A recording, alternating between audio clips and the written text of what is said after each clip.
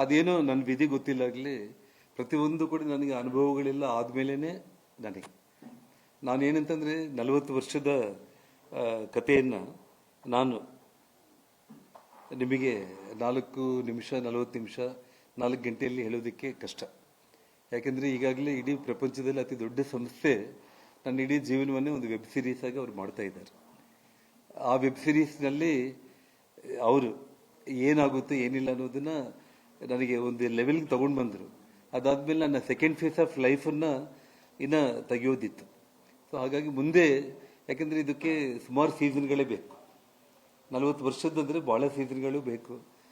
ಇವತ್ತು ಲೈಫಲ್ಲಿ ನನಗೆ ಪ್ರತಿಯೊಂದು ಕೂಡ ಸ್ವತಃ ಅನುಭವಗಳು ಆದಮೇಲೆ ಎಲ್ಲ ಕೂಡ ಗೊತ್ತಾಗುತ್ತೆ.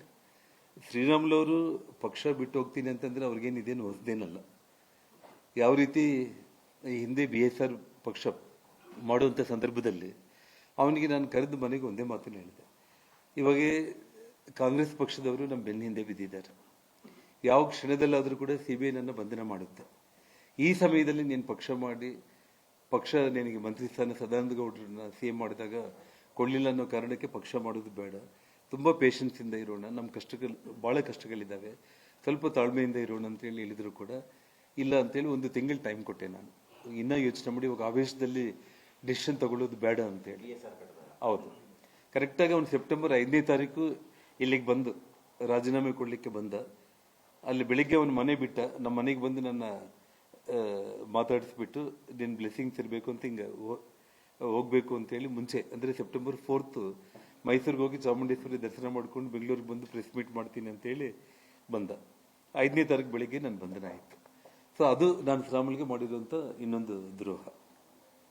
ಅಂದರೆ ನನ್ನ ಏನೇ ಕಷ್ಟಗಳು ಬಂದರೂ ಕೂಡ 14 ವರ್ಷಗಳಲ್ಲಿ ಏನೆಲ್ಲ ಅನುಭವಿಸಿದ್ರು ಕೂಡ ಇದೆಲ್ಲವುದನ್ನು ಕೂಡ ಮೀರಿ ಏನು ಕಾಪಾಡ್ಕೊಂಡು ಬಂದಿದ್ದೀನಲ್ಲ ನಾನು. ಸೊ ಅದು ನಾನು ಅವ್ರಿಗೆ ಮಾಡಿರುವಂಥ ಒಂದು ದ್ರೋಹ. ನಾನು ರಾಜಕೀಯ ವಿಚಾರಗಳು ಹೇಳಬೇಕು ಅಂತಂದರೆ ನೋಡ್ರಿ, ಒಬ್ಬ ಮನುಷ್ಯ ಜನಗಳಲ್ಲಿ ವಿಶ್ವಾಸ ಸಂಪೂರ್ಣವಾಗಿ ಕಳ್ಕೊಂಡಾಗ 14 ವರ್ಷ ನಾನು ಇರಲಿಲ್ಲ ಬಳ್ಳಾರಿಯಲ್ಲಿ.